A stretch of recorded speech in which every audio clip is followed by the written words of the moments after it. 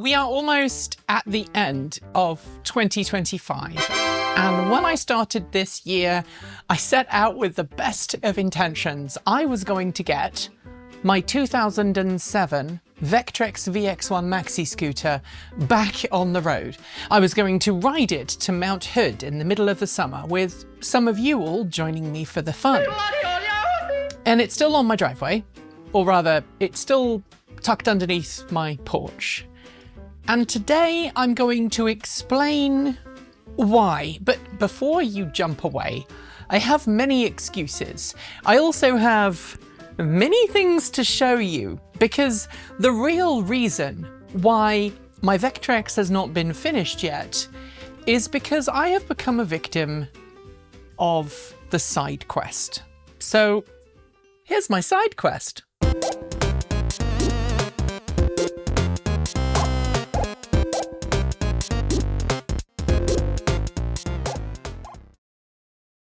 Before we get deeply into today's nerdiness, I want to acknowledge that not everybody who watches this channel will want to watch this video.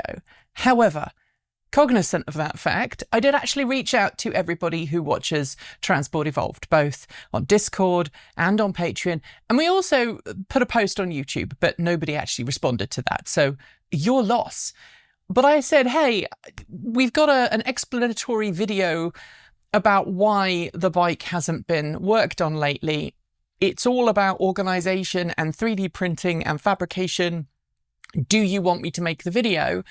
And basically everybody said yes. I don't think anybody said no. So if you're watching this and you're frustrated that this isn't a EV specific video, and the fact that I just used a instead of and, then let your displeasure be known in the comments section. Other than that, let's get on with it. So this is a fairly new addition to my edit space. So this is where I edit all videos and where Vi edits videos. Vi's station is behind the camera.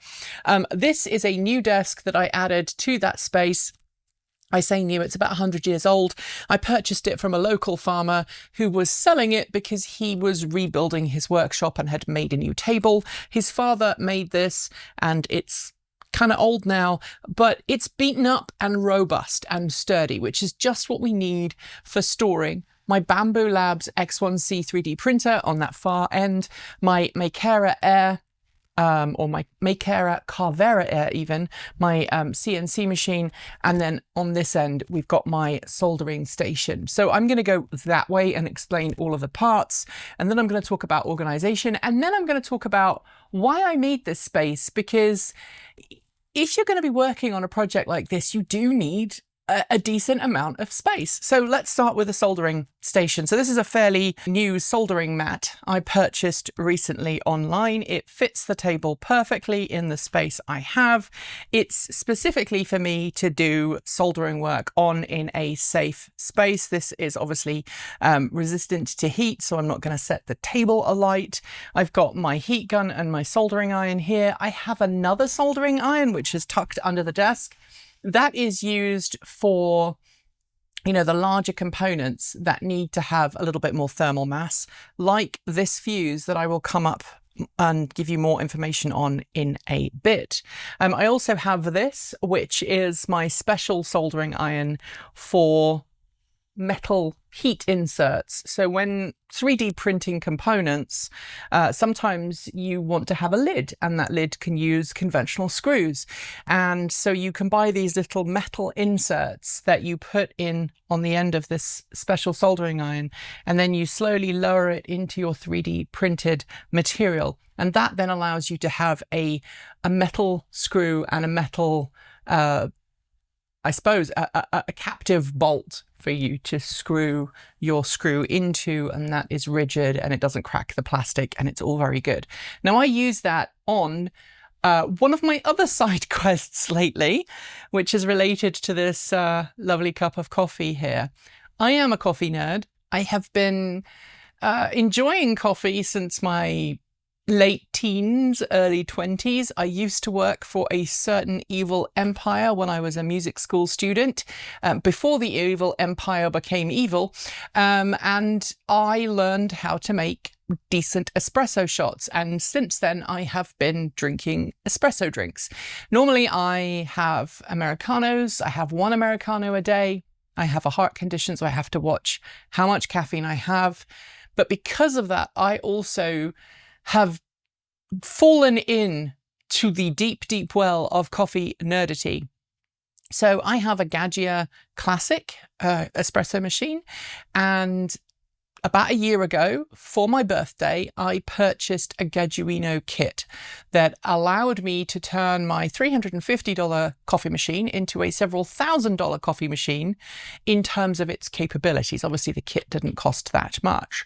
It has been sat in a box for about a year, but over the Thanksgiving break, I finally put it together. I 3D printed all of the enclosure parts, the scale components. I even 3D printed a special housing that goes on the back of the coffee machine, which I used this heat insert tool for, that allowed me to remotely turn my coffee machine on and off using Home Assistant. So in the morning, once I'm done with my shower, if I'm heading out with the dogs, I can turn the coffee machine on to heat up the water, and by the time I come back, it's already ready to go, and I just pull a shot and off we go. That's what I'm drinking here.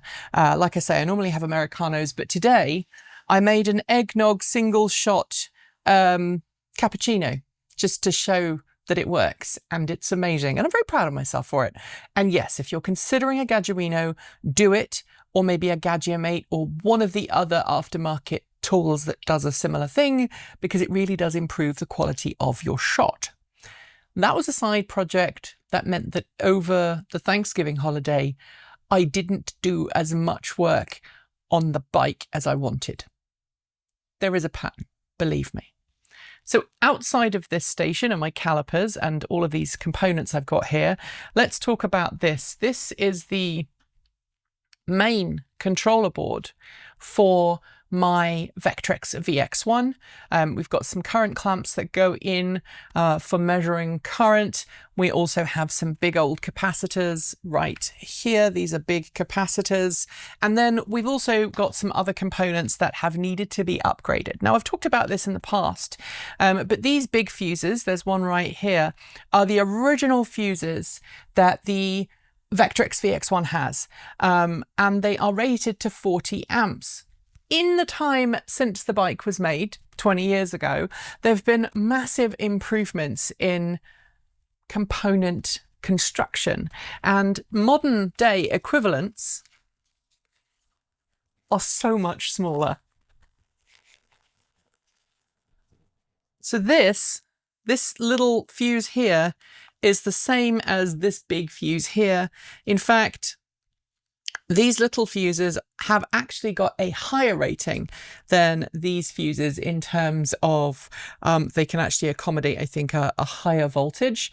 Obviously, in the circuit, they're going to be dealing the same voltage. But what I've been doing is I've been putting two of these in parallel on the motherboard. And you can see I've soldered 3 pairs here, and then I'm going to be putting another pair here. And the reason I'm doing that is so that the bike can then have a higher maximum current draw, because I've put lithium ion batteries, or I'm putting lithium ion batteries into the VX1. And so that means the voltage characteristics will be slightly different. The battery characteristics will be slightly different. And there's somebody who's still writing firmware for this bike and has added all kinds of cool things that the bike didn't have from factory, like traction control. Because if you have a motor controller, you can detect if the position of the motor suddenly changes, which indicates a slip. We now have cruise control and a bunch of other features that the bike never had from the factory. And so these fuses are to accommodate that firmware upgrade process. In order to put this back on the bike, though, I need to finish all of those upgrades. And I had previously been doing this all on my kitchen table. Now, the kitchen in my house The kitchen is fine, but the kitchen table, which is technically in the dining area, has really poor lighting. I was working on a wooden table that has been in our family for a significant period of time, and my wife was getting kind of frustrated about the fact that I was taking up all of her space on the kitchen table. And so if we had family over, or if we had friends over, or we just wanted to sit at the kitchen table, we couldn't because it was full of all of this, which is the other reason why we ended up getting this table. Now I'm going to put these fuses away, and then we'll talk to you a little bit about this lovely machine here. So this is my Carvera Air. It's by a company called Makera. It's a desktop CNC machine. It has a removable dust chute. It has bits that I will come to in a second that you put in, and then you use a computer program. It's a bit like 3D printing, but in reverse. So 3D printing makes things from nothing using filament, and CNC machines take a solid block of something and remove bits until you're left with the part you need. So a good example, if I can get it off, a good example is this piece of aluminium that I have milled down. It's actually a failed component, but I used a computer program to mill this out. And I've been learning how to use both the Carvera Air, but also the CAM program that comes with it, the computer aided machining program that turns my 3D designs that I make in Fusion 360 into physical objects. Now, I didn't design this. This was a design that I downloaded online, and it's designed to hold a clamp, which I'll show you in a moment. Yeah, I managed to screw up the machining of that. So over the Christmas break and into the new year, I hope to make a new one of these. I have some spare metal, and there is a metal supplier in Portland that I'm going to be hopefully going and visiting and buying some new stuff from. So let's go through my drawers, because what I want to show you is all of the organization that I've tried to come up with in order to make my working environment as good as possible. So on this far end here, or the end closest to me, this is mostly tools. Now I do have some clamp materials in here, but it's mostly tools. I have my my solid bits of metal. So this is another block of aluminium that I will be machining at a later date. I have some wire strippers, some scissors. I also have my iFixit toolkit. I love my iFixit toolkit, not sponsored. iFixit toolkits are amazing. I have their big one, and it has saved my butt so many times. I used it extensively on my Gaggiuino project. I also regularly use it on things around here. Next up is the thing I'm most proud of. So in this drawer here are all of the components and all of the parts that I need to make my Carvera Air experience better. And it's using something called Gridfinity. Now, if you don't know what Gridfinity is, it's a concept that allows you to build storage units based on a common grid system. And on the bottom of each of these boxes, you'll see that there is a little square pattern.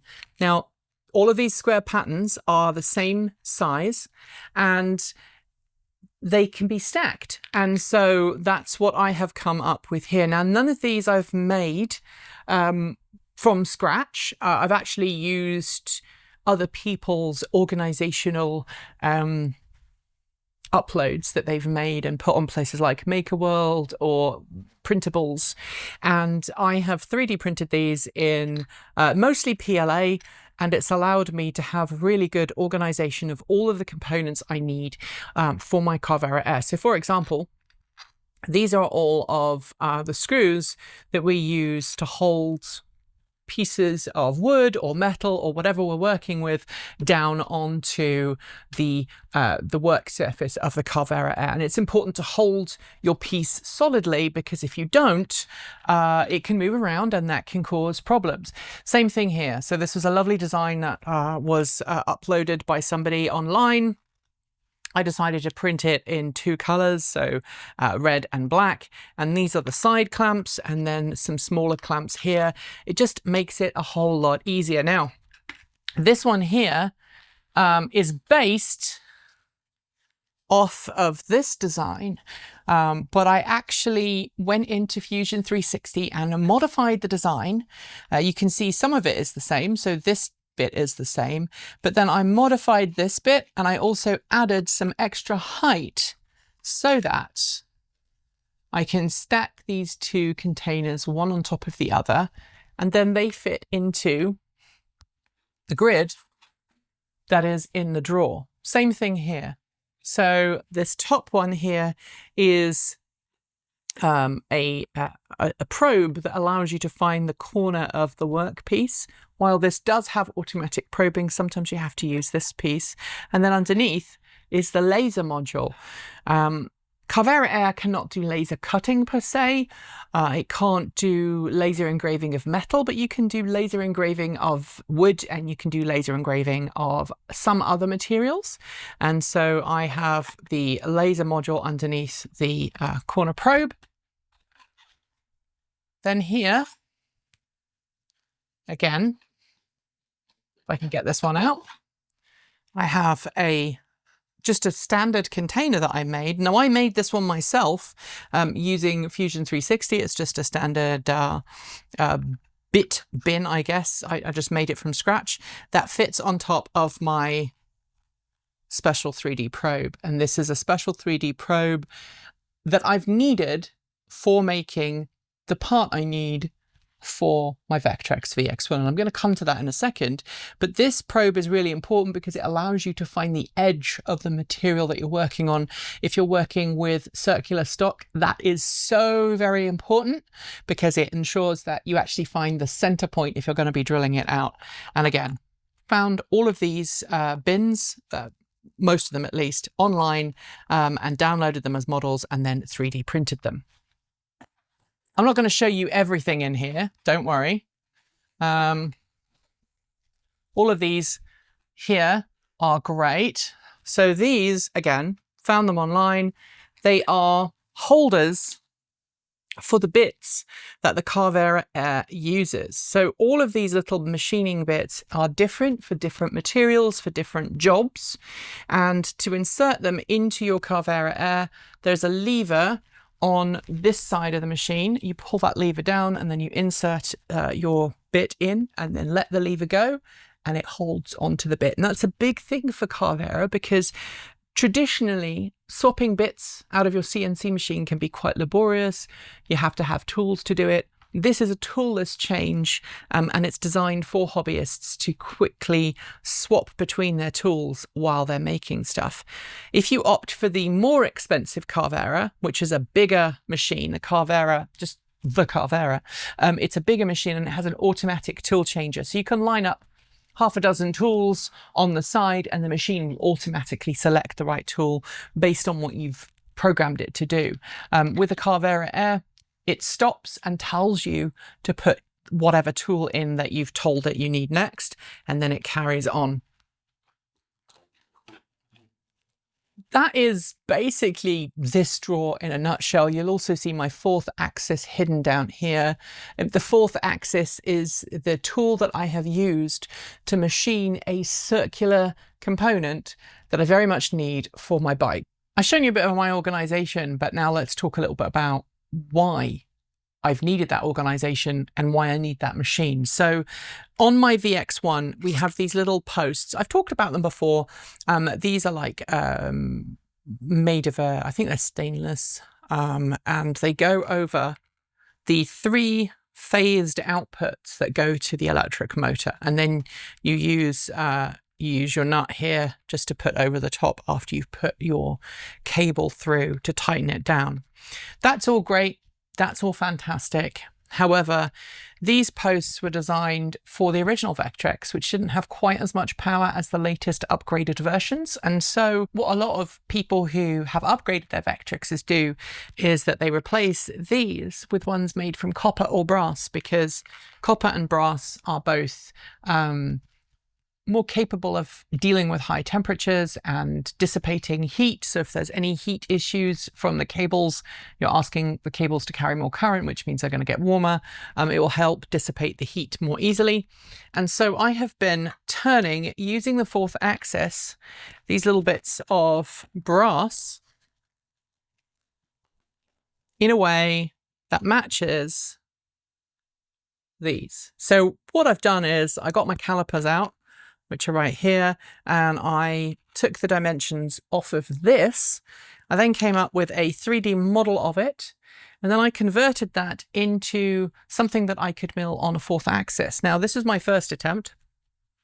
The 4th axis holds the stock on both ends, and then this machine comes along and cuts as it rotates. This is my first attempt. It's not very nicely done, but after some refinement, after I learned about feeds and speeds and mirror finishes, I was able to turn this piece of solid brass into this. And you'll notice these are nice and smooth, but they're still on a single piece of stock. So 1, 2, 3 of these little pieces are on here like that. And then I came along with a hacksaw and I hacked it off. But then what I have to do, and why I need a solid workspace to hold down my pieces and that center finding probe, is I need to hold these in a vise or a grip or a chuck, and then I need to face them, that is, remove all of the material that is not flat until it's down to the right height.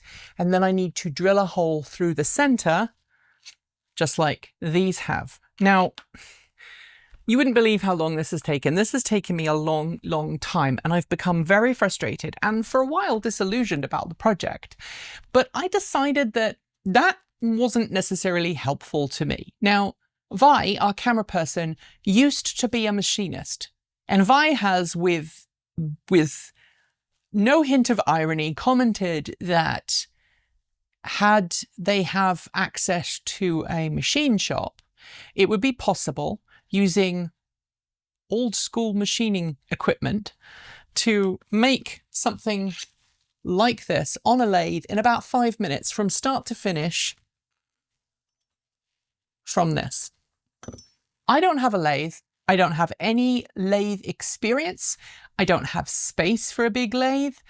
I do have a CNC machine. So I've been doing this in an inefficient way, but I've also been learning a whole lot of skills that will help me further down the road, because I'm going to need to make new components for my bike and new components for other projects using the CNC machine. So it's all, at the end of the day, it all comes around in the wash, I suppose. It all ends up being an experience and a learning process. And so instead of being tied to an end goal, an end date by which I will have this project finished, I have decided to approach this as I'm learning new skills, and I'm okay with that.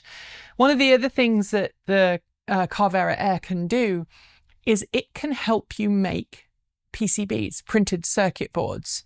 Now, obviously, there are cheaper and better quality ways of doing that. So if you went to PCBWay, for example, you could get PCBWay to make your boards and have them shipped to you with components on in probably less time than it would take you to figure out how to do it on here and make it. But again, it's about the learning process. It's about me learning new skills so that in the future, I know how to do it on this machine. I don't have to rely on other people.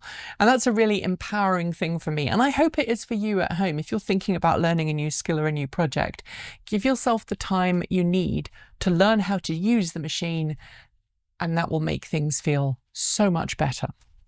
So that's one of the things that I'm doing on the Carvera Air. But there are many, many other things that I'm learning to do. So I've recently purchased some diamond drag bits because I want to have a go at diamond drag engraving, which is one of the things that this machine can do. I'm also going to have a go at making some woodworking carving. While my partner is the woodworker, I want to have a go at doing some 3D wood turning using this machine, just to see what the experience is like. Now, Makera say that the Carvera Air can cut a whole wide range of different materials. I've heard of people milling titanium with it, although you have to be very, very, very slow and steady. This is not a commercial CNC machine. It's not designed to work with heavy, strong materials, but you can still cut those higher strength or stronger materials if you take your time and you plan it and you use the right bits. So that's going to be part of my journey for next year. And again, this sat in my house for the best part of 8 months because I was too afraid to screw it up. It was just sat there. I was Kickstarter backer number 250 something, 257, I think. So I was one of the first people to back this machine on Kickstarter. As a consequence, I think we got it for $1,000 less than it actually was. My wife and I split the cost of this. We both put some of our savings, our personal savings, towards it. And it arrived and I was too afraid to use it. But I finally plucked up the courage. I am now making components on it, as you can see, and it's actually not too bad. But I've done a couple of other things to make the process even better on my desk. So for example, if I can find this, I 3D printed this tray. It was a model that someone had online. They had designed this for a larger printer, and I just went into a slicing program and sliced it into 4 so that I could print it on my X1C, and then I just super glued it together. And this is a spoil tray. So this goes underneath my Carvera so that when my Carvera is cutting and working on metal especially, but other materials, there are sort of gaps here where the bed goes forwards and backwards, and sometimes you'll get material fall through. So that drip tray, I suppose, call it what you will, spoiled tray, catches all of those little bits and makes it easier for me to hoover up the parts. The other thing that I've done since getting this machine upstairs is I've added a special vacuum cleaner and also compressed air. And I'm going to turn them on now and you're going to see how noisy they are. So the first one is under my desk here. This is basically an air compressor designed for an airbrush. So it's on now, and it is producing air right here at the tip of the Carvera. And this is designed both to cool down any material that you're working on, but also to evacuate any chips of metal or wood or whatever else you're cutting away from the cutting head to make it easier and cleaner to work with. This section here, this magnetic thing here, is the vacuum hose. And while you can take it off, and you have to take it off if you're working on 4th axis, if you're working on flat pieces, you can also turn that on. And I have another machine under here. So I have a vacuum cleaner. I'm not going to turn the vacuum cleaner on. There's a little DeWalt suitcase vacuum cleaner. If I turn it on, you won't be able to hear me. It is very, very loud. It is obnoxious. And it does mean that when I'm machining in here, I wear ear protection and I can't be machining while I am working. But it's great and it works. What I can be doing while I'm working here in the office is 3D printing. And I have my Bambu X1C in the far corner. The Bambu X1C is a phenomenal printer. It's no longer made. And I just want to address the controversy around Bambu. So Bambu jumped onto the 3D printing scene a couple of years ago. It came out with these phenomenal 3D printers that just worked. And their unique selling point was they just do what you want them to. Now, I had some 3D printing experience prior to that. I had a Creality Ender 3, and the Creality Ender 3 is one of the OGs of the home 3D printing world. However, It was temperamental. It wasn't enclosed. You spent a lot of time fettling it and not a lot of time using it. The Bambu X1C, you literally just plop it down, attach the filament, and off you go. Now you'll see there are 4 filaments attached to a little chamber on the left-hand top side of the unit there. It's what's called an AMS, an automatic material system, and you can have up to 4 of those side by side, which means you not only get to print in different filaments of different colors, but you can also 3D print with different materials. So if you print a lot, like I do, you don't have to continually swap out different materials. So on top of there right now, I have some PETG in clear and olive translucent. I also have some ASA, that's the white. And then on the far closest to me, I have, I think it's ABS carbon fiber. It's actually the material that I use to print the insert that we put into the F-150 Lightning for the rotary mod.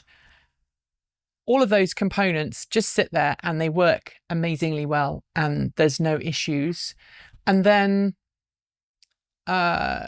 whenever I'm working with those materials, so I can print in 2 different colors PETG right now without changing anything.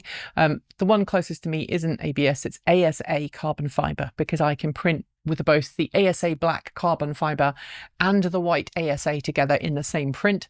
That's what I did at the front of the Gaggiuino. That's why the Gaggia logo, or the Gaggiuino logo, I can't remember which one is on there. That's why it is there and visible in white, but it's part of the same 3D print. All very, very cool. Now, 6-7 months ago, Bambu changed its policy regarding open source software, and it said it was going to make its firmware and some of its software closed source, and it wasn't going to let people run third-party firmware on the machine unless you opted out. And I was one of the people who said, yeah, I'd like to run third-party software on my machine. My machine was out of warranty. I rooted it with Bambu's blessing, and then I installed a third-party software or firmware on it that allows me to have more granular control over my printer. It stops my printer from phoning home to Bambu Labs in China and all of that good stuff, which means I actually own the printer and I choose what happens with it. That is why I still have the Bambu X1C. It's a bit like those people who have Teslas who have removed their Tesla from Tesla's computer network.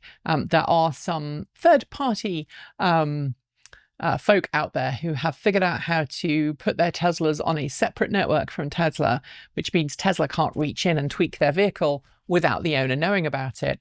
And that's kind of what we've got here with the X1C. There is an expander that I'm probably going to get next year called the X1 Plus expander that will add Ethernet connectivity, which means that this won't even need a Wi-Fi access point, and that will make things a lot easier as well. The tray underneath is something that I 3D printed. I will link to the online part for that. And the other mod I've made at the top here is I have a BL LED, which is a chamber light that mimics what the internal chamber light for the printer does, and it makes it easier to see the printer while it's printing. It also makes the camera image much clearer and gives you really good time-lapse photography. So that's it for my side projects, my side quests. But I also want to draw your attention to one other thing that's on the floor down there, that grey box. That is a 3D scanner. I have not really had a chance to play with it yet because making videos for Transport Evolved takes up a lot of time. I know we only make like 5 videos a week, but that's a lot of videos and it's a lot of time and energy. And 10, the news roundup show we do every Saturday, that takes up a full 1/2 of my week from start to finish. So I don't have a whole lot of time for other projects. And obviously, because of me having long QT, I get tired very, very quickly.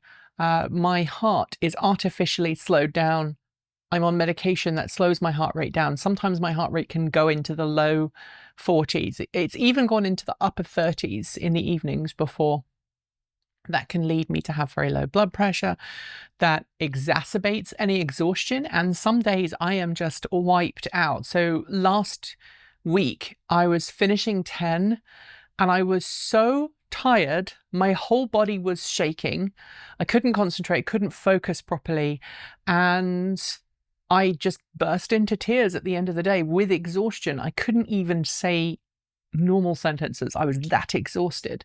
And that's life with long QT if you are on medication, the do not die medication. And the choice is to have a slower heart rate and deal with all of the side effects of that, or to have your heart potentially beat so fast that you end up with an arrhythmia that kills you. So I'll take the slow heart rate and crippling exhaustion. Thank you very much. But I say that because it means that these projects are taking a lot longer than I would like them to. And I look at other people on YouTube and I look at other people making content and I go, you are so productive and I am so unproductive. But I am slowly coming to terms with being me. This is the best I have. So this 3D scanner, I bought it a couple of months ago. I had a quick play with it. But I'm going to need to scan the whole kind of battery cover area that sits sort of between your legs while you're on the bike, because I want to put a J1772 socket right in the center and it's curved. So I need to scan it to properly model the curvature so I can 3D print in high quality materials a proper seal, and I will 3D print in TPU a special gasket to keep the water out. Again, that takes time. Why do I want to give it a J1772 inlet? Well, it's either that or a NAX, and these days I would consider a NAX, but then I'd have to carry an adapter. J1772 I think is probably the way I'm going to go. When the bike was new, it came with a cable that had a plug on the end. It was either 110 volts or 240 volts, depending on where you lived in the world. But its maximum charge rate was like 1.6, 1.7, 1.8 kilowatts. My bike, after I finished with it, will have a 6 kilowatt onboard charging setup. So I'll need something capable of a higher rate of charge, and the J1772 is the way to do it, or NAX, depending on which I choose. I can't have fast charging on the Vectrix because the battery pack total voltage is below 200 volts, and CCS and also supercharging needs to have that kind of 200 volt minimum in order for you to charge at those stations. So I'm just going to be using AC charging for now, but with an estimated 14 kilowatt hours of storage on board, I shouldn't need to stop at DC fast chargers all that much. And maybe at some point in the future, there are some possibilities that I can use some clever science to fast charge. But that's a future Nikki problem, not a now Nikki problem. So if you'll excuse me, I've got some soldering to do. I hope that you are taking some time off for this holiday. I hope that you are enjoying it with people that are important to you. And tell me what you're getting up to as your kind of side projects. And do you suffer from side project problems as much as I do? If you have ADHD, the answer is probably yes. Thanks for watching today. You can connect with us on Patreon, Discord, Mastodon, Blue Sky, or through our website. Massive thanks to the amazing folks scrolling by right now. You are the reason we can stay independent and keep making content without corporate influence. Want to see your name listed here too? Support starts at just $1.50 a month, and you can now even gift memberships. And of course, a massive welcome to our newest members: Adam B, Andrew Brown, Tiara Graves, Philip Jackson, Dieter Mulhop, Noor Naif, Annie Onimus, Todd Plenis, Barus Sharati, Andrei Starsky, Ralph Stoltz, Richard Teague, Triple A Hele, Lisa Vargi, Vicky Morales, Magpie Motors, and Travis Whitman. Thank you for joining up to support the channel.